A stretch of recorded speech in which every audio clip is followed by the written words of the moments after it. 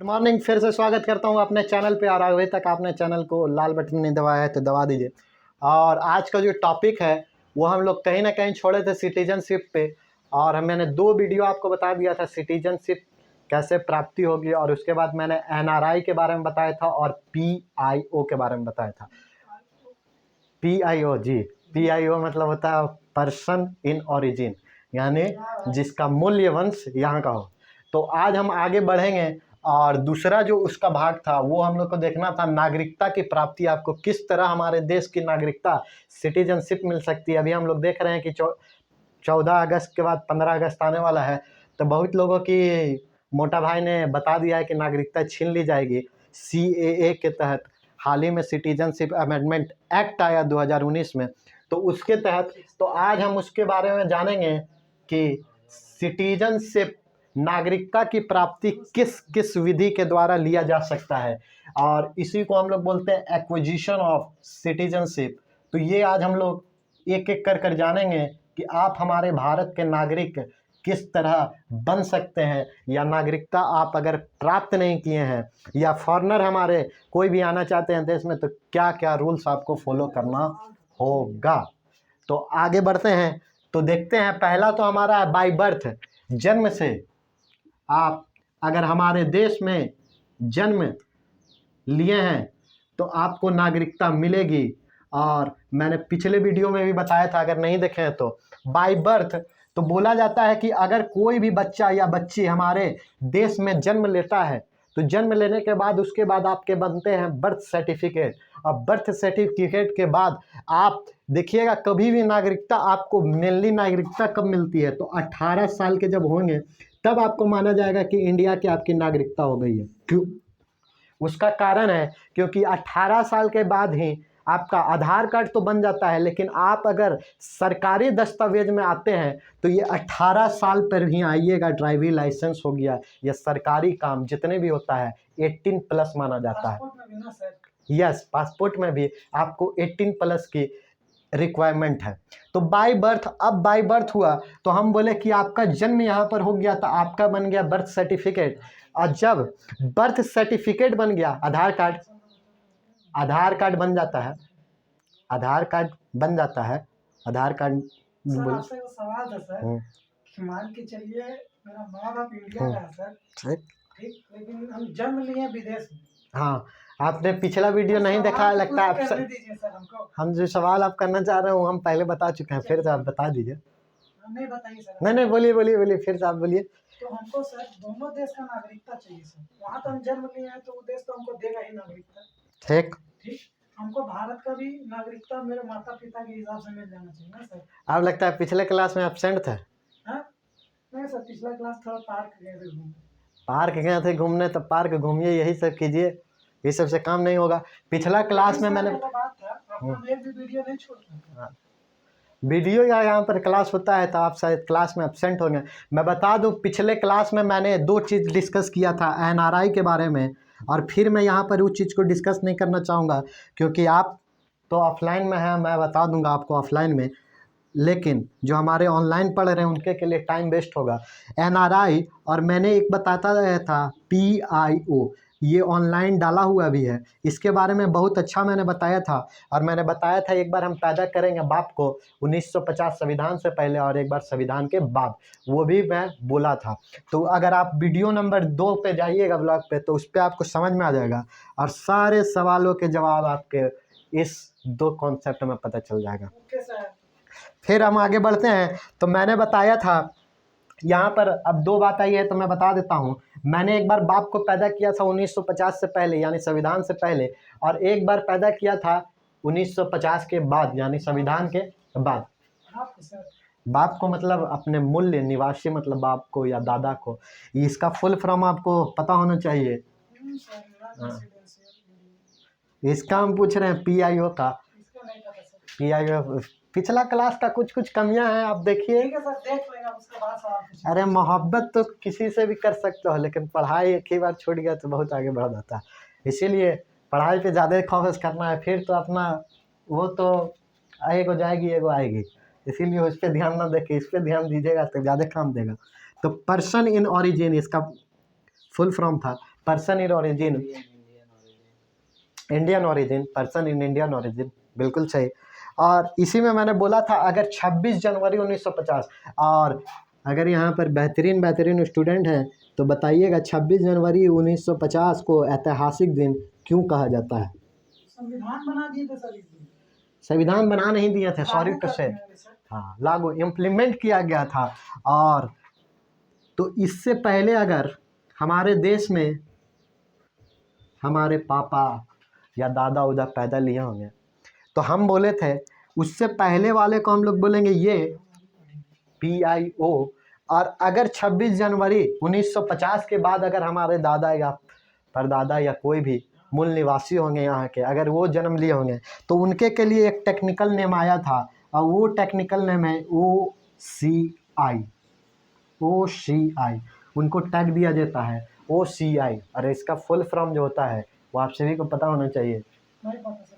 नहीं पता है तो हम बताते हैं, overseas citizens of India. Overseas citizens of India, मतलब जो सर इंडियन सिटीजन विदेश में रहते हैं सर। यस यस यस, आप बात को समझ रहे हैं।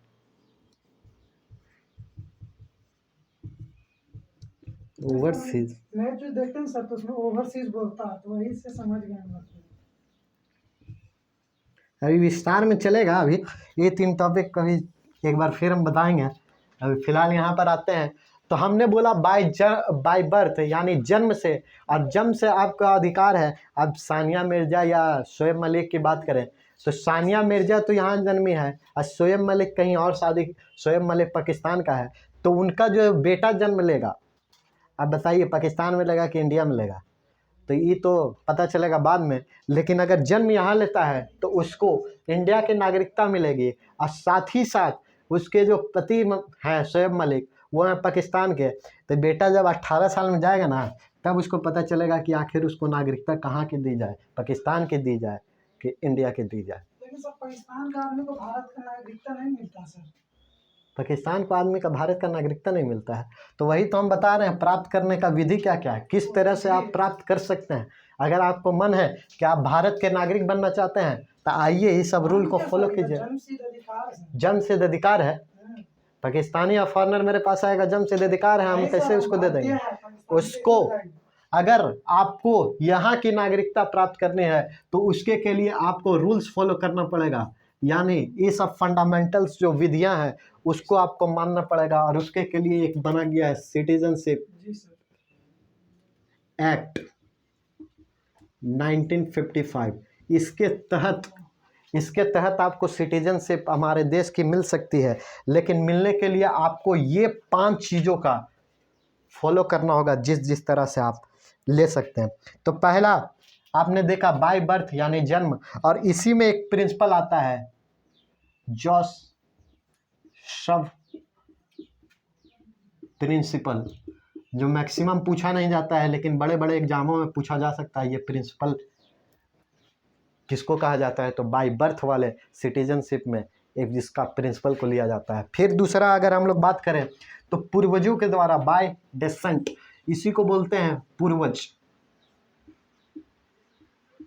पूर्वजों के जन्म। सपोज आपके पापा, दादा या परदादा ये सब का जन्म यहाँ हुआ हो, ये सब का जन्म यहाँ हुआ हो, तो भी आप यहाँ के नागरिक प्राप्त कर सकते हैं, यानी आप यहाँ के नागरिक हैं। लेकिन इसमें एक कंडीशन है वही वाला कि अगर आप संविधान से पहले अगर जन्म लिए हैं तो आपको नागरिकता नहीं मिलेगी। लेकिन संविधान जिस समय लागू हुआ था 1950 में, उस समय अगर आपके जन्म लिए हुए हैं पूर्वज तो आपको नागरिकता आराम से यहाँ से मिल जाएगी। अपने पापा के नाम पे, दादा के नाम पे दिखा सकते हैं कि मेरे परदादा यहीं के हैं तो हम भी यहीं के हैं। जैसे जमीनवा उमीनवा में देखते हो, बोलता है हिस्सेदारी लेने के लिए तो कैसे हमारे दादा क्या है तो ये हमरे हो गया, दादा गए तो पापा ले लिए, पापा गए तो बेटवा लड़े लगा आपस में, तो वही बेटवा चल गया तो पोतवा लड़े लगा।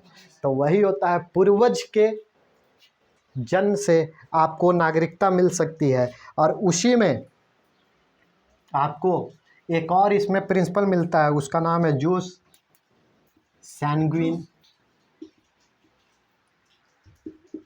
प्रिंसिपल। प्रिंसिपल है एक प्रिंसिपल है। और इसी में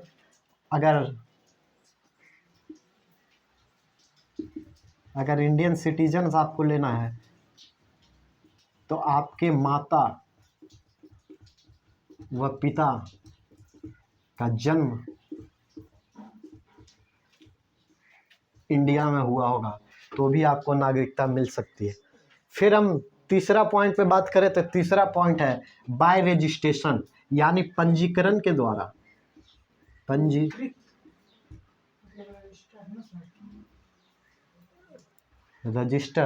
रजिस्टर्ड तो लिखा ही होना है। रजिस्टर्ड मतलब पंजीकृत है सर। पंजीकृत कहाँ पढ़े हो? पढ़ते हो ना, अच्छा बात है। लगता है पहली बार आ रहे हो क्लास में। हाँ, फर्स्ट क्लास है का? मैं आपको ऑनलाइन वीडियो देखे सर तो अच्छा लगा तो आपको ऑफलाइन क्लास ज्वाइन किया। फर्स्ट क्लास है, अभी समय लगेगा। महुआ टाल से आएगा? नहीं सर, इधर ही सर। हाँ, इधर ही सर। कोई बात नहीं। भोपाली के जानता है? हाँ, अच्छा लगे सर। भोपाली के जानता है? हाँ सर, जानते हैं। उसी के पास पढ़ता था का? ना सर, तो पागल मास्टर है सर। उसी का लगता असर है। फिर हम लोग बात करते हैं कि पंजीकरण, तब पंजीकरण रजिस्ट्रेशन के थ्रू तो एक पर्सन अपने किस तरह रजिस्ट्रेशन करवाएगा उसके तरह। अभी आप लोग देख रहे होंगे सिटीजनशिप अमेंडमेंट एक्ट 2019 का आया था, तो उसमें आप लोग देख रहे होंगे कि बहुत सारे सिटीजनशिप की बात थी और बहुत लोगों को, हमारे रोहिंग्या जो आए थे असम से या वहाँ से, या बहुत लोग हमारे देश में आकर आप चाहें तो हमारे देश की नागरिकता ले सकते हैं। लेकिन इस नागरिकता को लेने का अगर आपको चाहिए तो आप सिर्फ और सिर्फ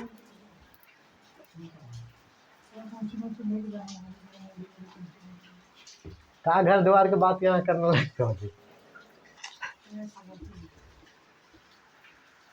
सब यहीं करेगा, शादी भी यहीं कर लो।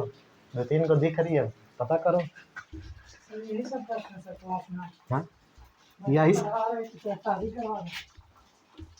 अब उम्रदार हो गया, यहाँ थोड़ी 10th क्लास, सब ग्रेजुएशन है, सबको पता है क्या करना है। अब शादी कर लेगा यहाँ से, क्या दिक्कत है? करेंगे जिस दिन मिल जाएगी। तुम अपना साली से करवा देना। तुम करेगा, तुम कर, साली तो छोटा रहेगी सर, कैसे? तुम करोगे तो अपना साली, तुम्हारी साली होगी तो उसी से हम कर लेंगे। हाँ, तब बात हम लोग कर रहे थे पंजीकरण के द्वारा। तब पंजीकरण में पर्सन एक रजिस्ट्रेशन के द्वारा हमारे भारत की नागरिकता ले सकता है। तो उसके कारण आपको या तो PIO, वही जो बात आ गई वो। दूसरा, अगर इसमें हम बात करें तो आप देखते होंगे बहुत से हिंदू लड़के या आपके फॉरेनर के कोई लड़की हैं, गए विदेश घूमने, तुम्हारे जैसा लंबा चौड़ा आदमी रहेगा जो जाते रहता है हमेशा। मान लो सपोज यहाँ से गया दुबई, मस्त घूम के आया और वहाँ से लड़की को पटा कर ले आया और साथ में कर लिया। यहाँ पर आकर शादी, जिसको घर वालों ने बोला मैरिज, भले घर वाले मान नहीं रहे थे लेकिन तुम्हारा दिल उसी पर बैठ गया और तुमने कर ली शादी। अब बताओ कि इस लड़के का तो जन्म यहाँ हुआ है, ये यहाँ का नागरिक है, यहाँ का नागरिक है, ये सिटीजनशिप तो इसको इंडिया का मिला हुआ है। लेकिन इस बेचारी लड़की को क्या, अब तुम फॉरेनर से ले आया है तो बेचारी इंडिया का रीति रिवाज में ढल पाएगी कि नहीं ढल पाएगी? तो मैं जानना चाहता हूँ इस बेचारी लड़की को किस तरह इंडिया का सिटीजनशिप मिलेगा?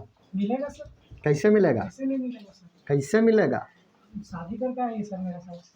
शादी करके आई है तो तुम तो सर जैसे देखिए ना, अमेरिका कनाडा में होता है सर, वहाँ जाके आप वहाँ की लड़की शादी कर रही है तो आपको वहाँ सिटीजनशिप मिल जाता है सर। कर लीजिएगा, तुरंत सिटीजनशिप मिल जाता है। वहाँ का लड़की शादी कर दिए तो हो जाता है सर। ऐसा कोई रूल्स नहीं है कि तुरंत सिटीजनशिप मिल जाता है। आपको नियम कानून पेपर देना पड़ता है सर। नियम कानून पेपर का होता है, पेपर आधार कार्ड दे दिए हो गया। मतलब प्रोसेस है सर, ऐसे हर चीज नहीं हो जाएगा। एक बहुत ही ज़रूरी चीज़ है, आप शादी करके लिए हैं लेकिन आप सोचिएगा तुरंत इसको इंडियन सिटीजनशिप मिल जाए तो नहीं मिलेगा। आपको कम से कम इसके साथ 7 साल 7 ईयर आपको साथ में रहना होगा। और कहाँ रहना होगा, तो इसको अपने साथ इंडिया में रखना होगा। उसके बाद आपको सिटीजनशिप मिलेगी। मतलब आप जाइएगा और बोलिएगा कि हम विदेशी लड़की से शादी करके आए हैं, इसको भी भारत की नागरिकता चाहिए, तो एक बार आप अप्लाई कीजिएगा। और जैसे अप्लाई कीजिएगा, अप्लाई के बाद आपको सिटीजनशिप नहीं मिलेगी। उसके बाद आपको बोला जाएगा कम से कम आपको 7 साल तक इस हमारे धरती पर रहना है। इंडिया में हमारी मूल धरती पर रहना है और वहाँ पर रीति रिवाजों को थोड़ा बहुत सीखना है। 4-5 साल रह सकता है 4 लेकिन लड़की तो आप कहीं नहीं जा सकती सर। कहीं नहीं जा सकते, ये अपन मायके जाएगी और क्या। नहीं सर, वो इधर ही रहना चाहती है तो उधर ही रहना चाहती है तो फिर अप्लाई कीजिए, ठीक। और फिर अप्लाई करने के बाद फिर आप देशीकरण या इनकॉर्पोरेशन ऑफ टेरिटरीज के थ्रू फिर वो अप्लाई कर सकती है। और फिर अप्लाई करेगी तो उसको फिर 10 से 15 साल यहाँ रहना होगा, उसके बाद इसको नागरिकता मिलेगी। हमारे देश की यही तो संस्कृति है। यहाँ से लोग भगाए तुरंत जाते हैं, लेकिन यहाँ की नागरिकता पाना इतना आसान बात नहीं है। यहाँ का नागरिकता पाना बहुत ही मुश्किल और कठिन बात है। तो नागरिकता आपको अगर हमारे देश की चाहिए तो आपको रूल्स एंड रेगुलेशंस फॉलो करना होगा और हमारे देश की संस्कृति से जुड़ना होगा। तो ये था हमारा पंजीकरण के द्वारा आप रजिस्ट्रेशन कीजिए। रजिस्ट्रेशन के 7 साल आपको यहाँ रहना होगा और 7 साल के बाद आपको सिटीजनशिप मिल जाएगी। फिर आप नेचुरलाइजेशन के द्वारा ले सकते हैं।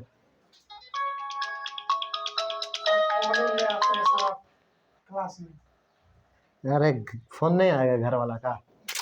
ठीक है सर। और देशीकरण के द्वारा भी आपको सिटीजनशिप नागरिकता प्राप्त कर सकते हैं। अब इसमें क्या कंडीशन है उसको हम लोग देखेंगे बाय नेचुरलाइजेशन। अब आपको देशीकरण करना है, मतलब आप बाहर के हैं, यहाँ है सिटीजनशिप लेने, तो पहले आपको पूरी तरह से एकदम जो विदेश के आपको पूरा जो आपके देह में लगा हुआ उसको पहले छील के निकाला जाए। समझो, जो बहुत विदेश घूमते हैं वहाँ से आते हो ना, हाँ, अब गए थे बिहार वाला लक्षण सीख के आ गए, यहाँ तो बैठे हुए उसी तरह, हाँ। तो बिहार वाला लक्षण को पहले हम यहाँ पर तसोलेंगे और भोपाली टीचर से जो पढ़ा ना उसको पहले हम तोड़ ताड़ के निकालेंगे। अब फिर तोड़ ताड़ के निकालेंगे, फिर तुमको हमारा क्लास का बात अच्छा से समझ में आएगा। फिलहाल तुम अभी भोपाली वाला दिमाग से सोच रहे होगे, तो भोपाली को निकालेंगे। और सुना है ना ये विनोद, हाँ भाई वाला तुम विनोद हो लेकिन विनोद को हमको निकालना है, ताकि यहाँ पर जो भी आता है सब पहले विनोदी बन के आता है, उसके बाद विकृति के पास पहुँचता है और उसके बाद कोई बढ़िया से। विकृति को नहीं जानते हो? जानते हैं सर, तब किए थे ना, तभी थोड़ा बहुत लगता है नॉलेज है। हमारे बहुत ही माननीय टीचर हैं।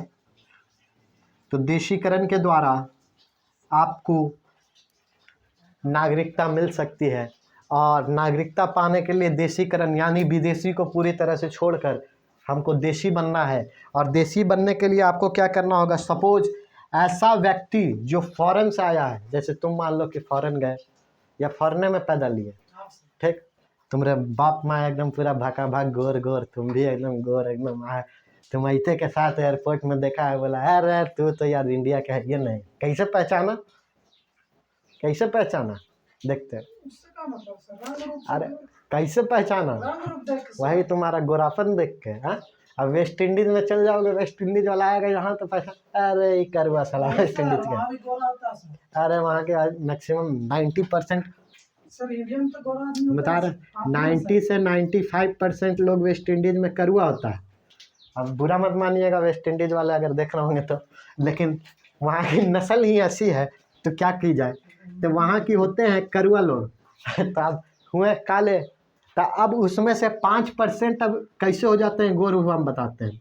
5% आए हैं इंडिया में घूमने, अब यहाँ कर लिए शादी, अब क्रिकेटर लोग आता है, बहुत कोई आता है, तो अब वहाँ मिल गई बहुत देसी एकदम लड़के, उससे ब्याह लिए और वहाँ जाके किए जो करता आदमी, बच्चा किए, और वहाँ बच्चा किए तो 5% आ गया माय वाला गुण, तो 5% हो गए गोर, लेकिन उनकी जो नस्ल है वो शुरू से ही आते चली गई है, वो है त्वचा काली, तो वहाँ काले ही दिखाई देगी। और कभी केनिया और जिम्बाब्वे जाइए तो वहाँ तो मसाला ही, यहाँ पर हमारी देश इतनी बड़ी संस्कृति है, यहाँ आपको विभिन्न विभिन्न कलर के लोग मिलेंगे, विभिन्न विभिन्न सभ्यता के लोग मिलेंगे, इसीलिए तो हमारा देश महान है। 3 कलर आप,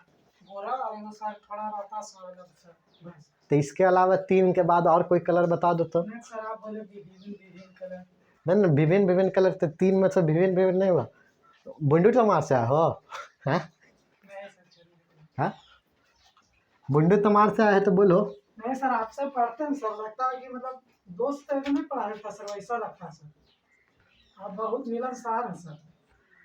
दोस्त मन के पढ़ो इसका मतलब थोड़े कि गलत पकड़ लगे। नहीं सर,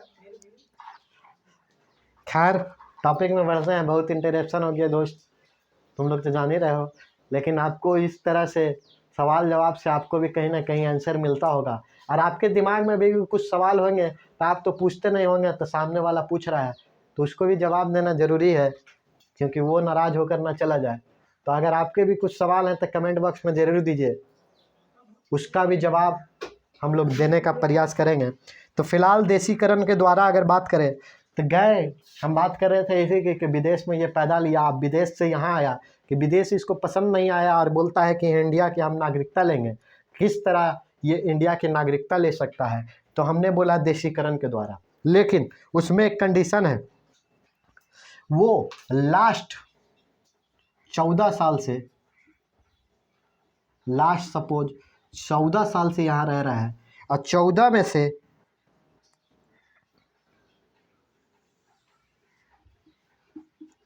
से 11 साल यहाँ रेगुलर रह रहा होगा, तभी आपको नागरिकता मिलेगी। यानी अगर हम बात करें तो सपोज 2000 से 2006, तो 2000 से 2006 आपके हो जाते हैं 6 साल, और फिर 2007 से अगर 2015 की बात करें तो ये हो गए 8 साल। तो आपने पहले 6 साल 20-25 मिनट क्या है भाई, ठीक है सर, पढ़ाइए सर, आते हैं सर, जाइए। तो 6 साल, अबे जा रहा है, तो 6 साल और 8 साल, 8 से 14 साल, इसमें से आपको 11 साल यहाँ बिताना होगा। और उसमें क्या है, सपोज आपने 2015 में अप्लाई कर दिया, मेरी बात को समझिएगा, और आपने 2015 में अब अप्लाई किया, पहले मेरी बात को समझ लीजिएगा, मैंने बोला लास्ट 14 में से 11 साल आपको बिताना है। तो देखिए 14 साल कैसे हुआ, सपोज 2000 से आप रह रहे हैं, 2000 से 2006 में 6 साल रहा, फिर आपने 2007 से 2015 तक रहा, तो अब आप 2015 में अप्लाई करने के लिए एलिजिबल होते हैं, और 2015 में तब आप एलिजिबल होंगे लास्ट 14 साल में। अब फिर आपको 2015 से लगातार आपको इंडिया में कंटिन्यू रहना होगा, तभी आपको यहाँ पर देशीकरण के द्वारा आपको सिटीजनशिप मिल पाएगी। और इसके बाद जो हमारा लास्ट है वो है इनकॉर्पोरेशन ऑफ टेरिटरीज, जिसको बोलते हैं विदेशी क्षेत्र का अधिग्रहण, विदेशी क्षेत्र का अधिग्रहण।